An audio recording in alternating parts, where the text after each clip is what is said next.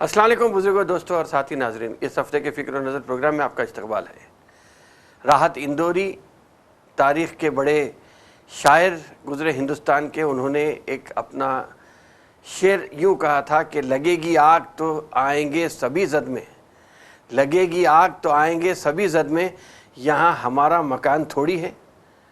तो मैं समझता हूँ कि इस हफ्ते जो जंग शुरू हुई है ईरान, अमेरिका और इज़राइल, या अमेरिका इज़राइल बमुकाबला ईरान, जिसमें ये कहा जाता है कि ईरान के सबसे बड़े मजहबी रहनुमा अली खामेनेई को शहीद कर दिया गया है। उन्हें शहीद कर कर अमेरिका और इज़राइल ये चाहते हैं कि वहाँ पे हुकूमत बदले। वैसे अगर देखा गया तो सद्दाम हुसैन का भी ऐसा ही हाल किया गया था, जो सद्दाम हुसैन को पकड़ के वहाँ पे फांसी के तख्ते पे लटका दिया गया था। लेकिन इसमें भी देखा गया तो बहुत बड़ी हिकमत अमली ईरान की है। अमेरिका अपनी, ये कहूँगा कि दुनिया का चौकीदार, आज ईरान को दबाने के ऊपर अपनी पूरी कोशिश या पूरी तवानाई लगा के बैठा है। इसका साथ देने में इज़राइल का हाथ है। इज़राइल की तो देरीना ख्वाहिश है कि ईरान में, या ईरान कमज़ोर ईरान उनके पड़ोस में रहा जाए। लेकिन ईरान की तारीख़ अगर देखेंगे तो ईरान वो मुल्क है जो 10 साल ईरान इराक़ की जंग में रहा, उसके बाद फिर इराक़ के बाद अमेरिका से भी लड़ता रहा। लेकिन इसके बावजूद भी आज ईरान अपने बलबूते पे ठहरा हुआ है। लेकिन ईरान की हिकमत अमली जो थी, ईरान अपने मुकाबले पे अपने दम पर और दम खम के ऊपर अमेरिका से और इज़राइल से मुकाबला कर रहा है। लेकिन ईरान की जो हिकमत अमली थी, वो ईरान ने जिस तरीके से इराक़ हो या कुवैत हो या सीरिया हो, यमन हो, लेबनान हो या दूसरे यूएई हो, वहाँ पे जो हमला किया है, उससे ये बताने की कोशिश हो रही है कि अमेरिका को अब अरब सरजमीन हो या ईरान की सरजमीन हो, इस पे पनपने नहीं दिया जाएगा।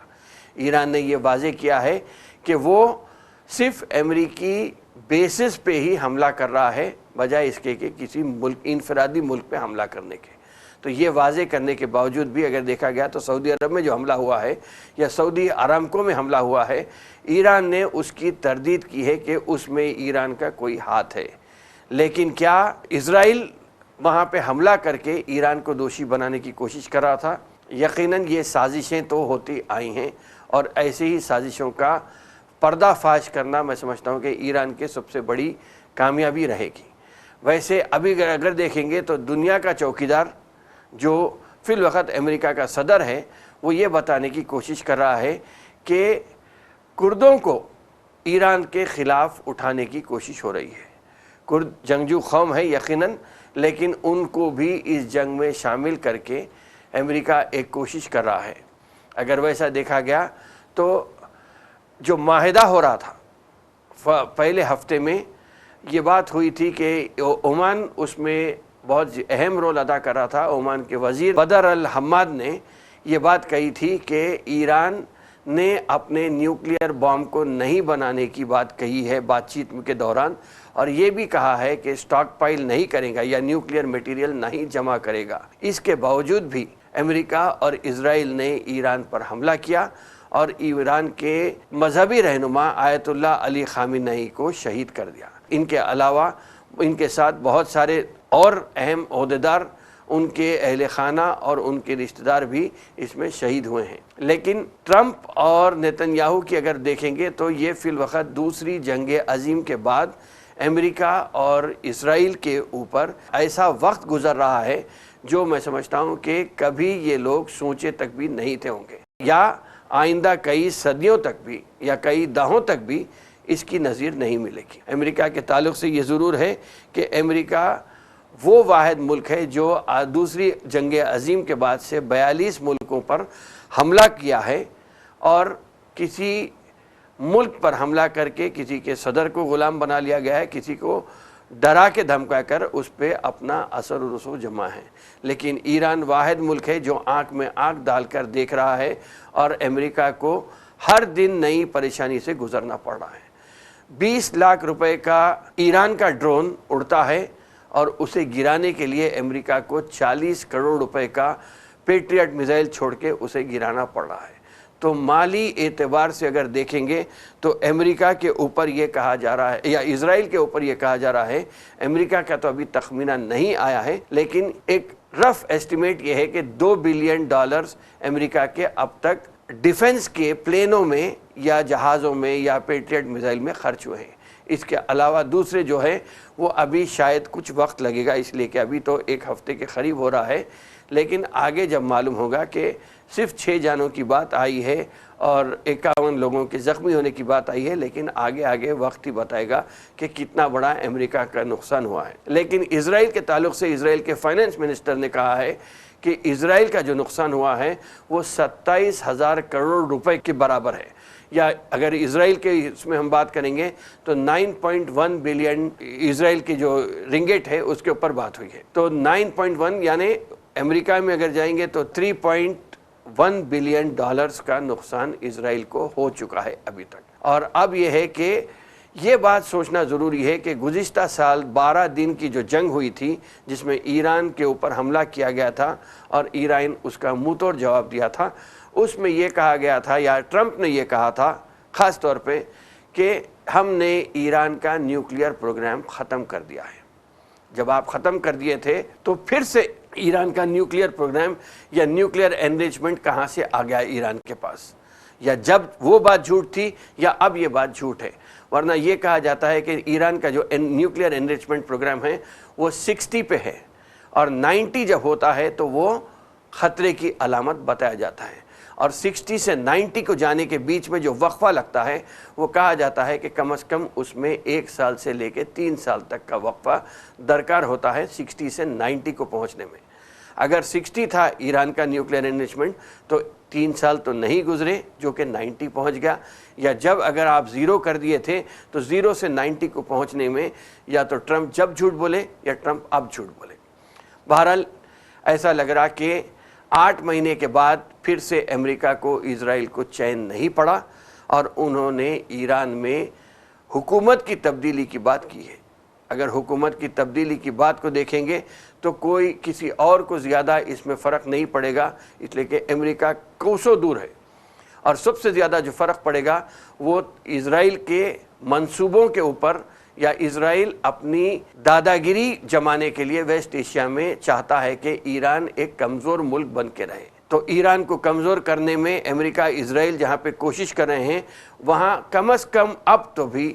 عرب ممالک کو یہ سوچنا ہوگا کہ اگر ایران کمزور پڑتا ہے تو اسرائیل طاقتور ہوگا، اور اگر اسرائیل طاقتور ہوتا ہے تو کیا وہ عرب ممالک کو طاقتور اسرائیل برداشت کر سکیں گے وہ لوگ؟ یہ چیز کو عرب ممالک کو سوچنے کی ضرورت پڑے گی۔ اس میں ایران میں ویسے دیکھیں گے تو 9 کروڑ کی آبادی ہے، اور ایک معاشی اعتبار سے اگر بات کریں گے تو ایران میں بہت سارے ایسے قدرتی وسائل ہیں جس سے کہ ایران اب تک ترقی کر لیتے ہوئے یا اپنے بلبوتے پہ ترقی کر لیتے آیا ہے۔ ایڈوانسڈ میزائل پروگرام کے اس میں ایران کا جو حصہ رہا ہے وہ کسی دوسرے بڑے ملک سے کمتر نہیں رہا ہے کبھی بھی۔ ایران اگر دیکھیں گے تو نیوکلیئر ڈیل سائن ہوئی تھی باراک اوباما جب امریکہ کے پریزیڈنٹ تھے یا امریکہ کے صدر تھے، اس وقت 2015 میں ایران کے ساتھ نیوکلیئر ڈیل سائن ہوئی تھی، تو یہ بات ہوئی تھی کہ ایران اپنے نیوکلیئر کو یا نان نیوکلیئر ایران ایک اچھی خوشخبری رہے گا ویسٹ ایشیا کے واسطے، یہ باراک اوباما کے زمانے میں بات تھی۔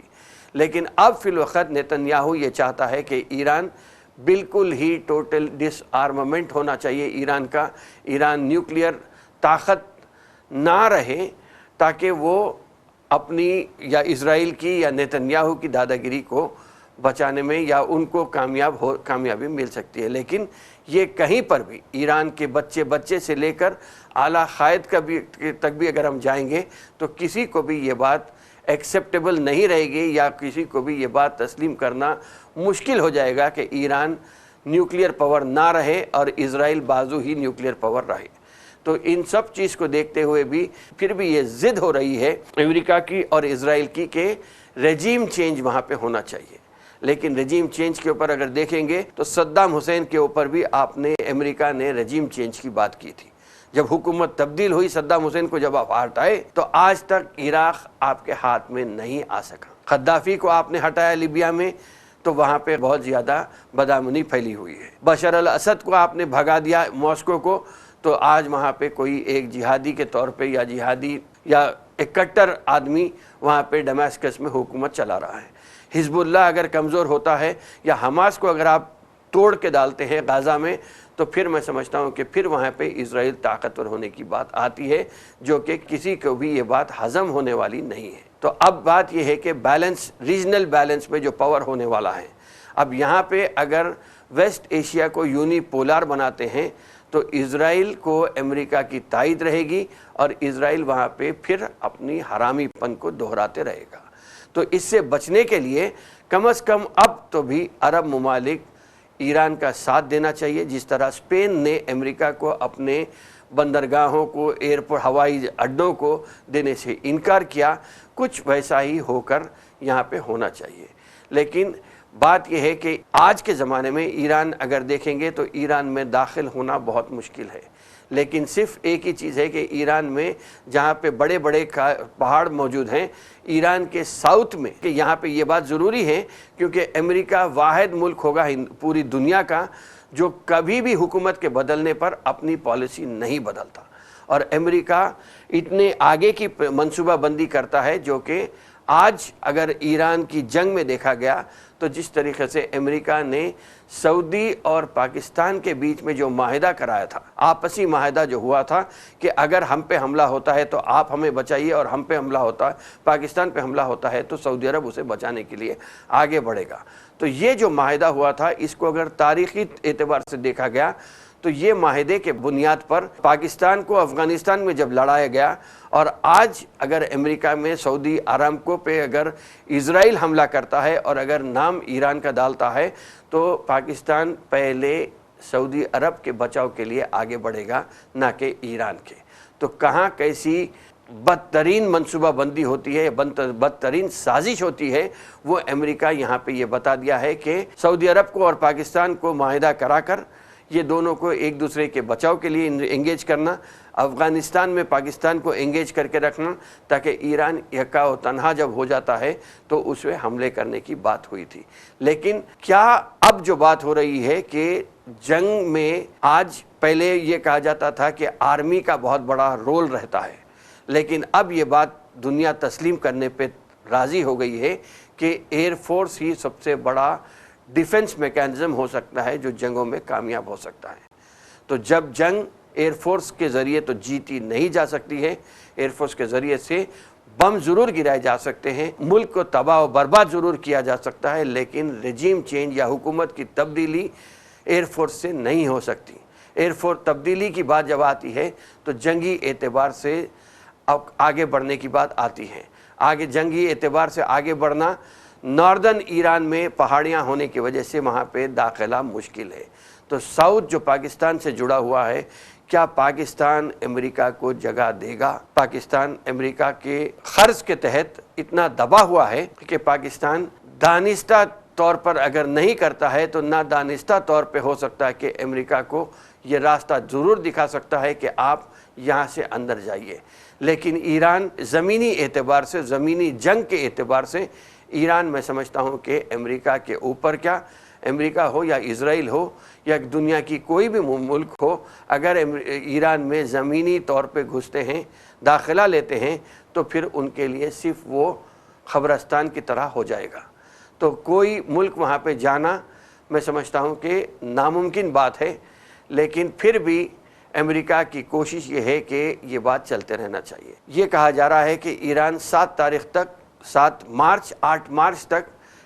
ایران کا پرانا جو ذخیرہ ہے میزائلز کا، ڈرونز کا، وہ ختم ہو جائے گا، اور نئے جو بم تیار کیے گئے ہیں وہ ہو سکتا ہے کہ وہ اپنے جو ذریعہ ہو جہاں پہ رکھے جاتے ہیں محفوظ مقام سے پھر جنگی محاذ پہ لے کے جانے کے لیے ایران تیار ہو جائے گا۔ تو کیا ایسے معاملے میں اگر دیکھا گیا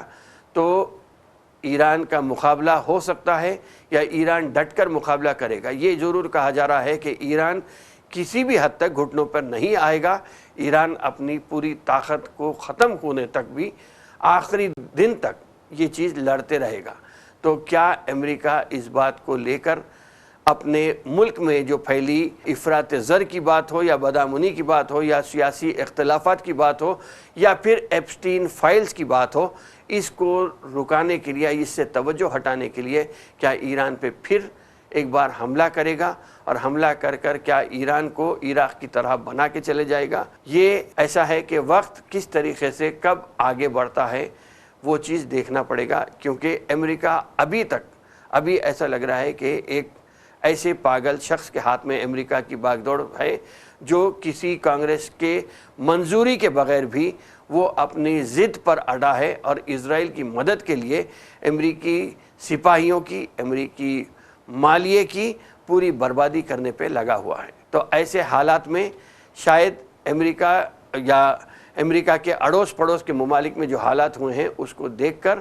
لیکن یہ ضرور کہوں گا کہ جس طریقے سے علی خامنائی کو شہید کیا گیا ہے اس سے پھر سے ایران ایک ہو گیا ہے, اور وہ کسی بھی حد تک امریکہ کو ہو یا اسرائیل کو ختم کرنے کے اوپر اپنی ضد پر اڑا ہے, اور وہ ضد ہی ایسی چیز رہیں گی ایران کے لیے جو امریکہ کو اپنے گھٹنوں پہ لانے کے لیے تیار کر دے گی. ورنہ امریکہ جس طریقے سے جس میزائل ڈیفنس سسٹم کی بات یا ڈیفنس شیلڈ کی بات کر رہا تھا, یا اسرائیل جو اپنے آئرن ڈروم کی بات کر رہا تھا, وہ کہیں نہ کہیں ناکام ہوتے ہوئے نظر آئے ہیں. اور امریکہ کے جو ایسٹس تھے مڈل ایسٹ میں یا عرب ممالک میں وہ بھی آہستہ آہستہ ختم ہوتے نظر آ رہے ہیں. اب یہ بات ہو رہی ہے کہ نئے طریقے سے امریکہ اپنی بات کو لے کے آئے گا. لیکن ان سب کی چیزوں میں ایک بات ضرور کہوں گا میں کہ جس طریقے سے داڑھی, ٹوپی اور پگڑی یا سر پر کپڑا باندھنے والے کو دہشت گرد بتایا جاتا تھا, اب یہ بات ضرور ہو گئی ہے کہ دہشت گرد وہ نہیں ہے. دہشت گردی کے پیچھے کار فرما یا دہشت گردوں کے پیچھے صرف امریکہ ہے, اور امریکہ جس طریقے سے حکومت چلا رہا ہے یا دادا گیری جو چلا رہا ہے پورے دنیا پر, اسی کو دیکھ کے شاید ہمارے دیش کا بھی چوکیدار چپی سادھ لیا ہے. اپوزیشن پارٹیاں چاہے وہ سونیا گاندھی ہو, راہل گاندھی ہو یا دوسرے اپوزیشن پارٹیاں امریکہ کے اس اقدام پر اس کی امریکہ کی مذمت کر رہے ہیں, لیکن وزیر اعظم کی طرف سے ابھی کوئی بیان نہ آنا اس بات کی دلیل ہے کہ نریندر مودی کا نام جو راہل گاندھی نے بدل کر رکھا ہے سرنڈر مودی, شاید وہ بات کہیں نہ کہیں سچ آ رہی ہے. لیکن اس جنگ کے پیچھے یہ بات ہے کہ ایران کی حکمت عملی جو رہی ہے وہ قابل تحسین ہے, قابل ستائش ہے, کیونکہ ایران نے جس طرح عرب ممالک کے امریکی ٹھکانوں پہ حملہ کیا ہے اور کہیں یہ بات بتانے کی کوشش کی ہے کہ عرب ممالک بھی ہمارے بھائی ہیں, یا علی خامنائی کی جو بات تھی کہ شیعہ سنی اختلاف کچھ نہیں ہے, اس کو چھوڑ کر ہمیں ایک کلمے کے نیچے جمع ہونا ہے. یہ اب اتحاد وقت کا تقاضا ہے. اگر ہم اب مل کے رہیں گے تو ہم امریکہ ہو یا یہودی سازش ہو, صہیونی ہو یا یہودی ہو, یہ سازشوں کو ہم گھٹنوں پہ لا کر مزہ چکا سکتے ہیں. تو کہیں نہ کہیں پھر یہ بات آ رہی ہے کہ شیعہ سنی کچھ نہیں ہے, یہ سب ایک کلمے کے نیچے ہیں, یہ سب مسلمان ہیں, اور ایک اگر ہوں گے تو پھر ہم ان سب کا کسی کا بھی مقابلہ کر سکتے ہیں.